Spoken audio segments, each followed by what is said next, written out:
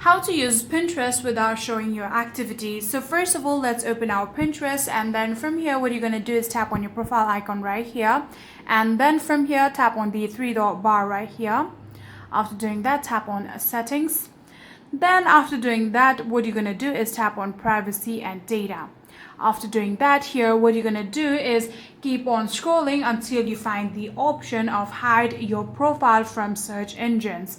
After finding that option, what you're going to do is simply enable it, and like that you can make your profile unsearchable from anybody's search engine. So after doing that, the next thing that you can do is keep a secret board. So for that, let's go to our home page and then tap on the plus icon right here, tap on board right here, and you can now create a board, name your board, and then add in the pins in here. And the more important thing that you need to do right here is make sure that make this board secret is enabled just like this. After doing that, you are all done, and that's it.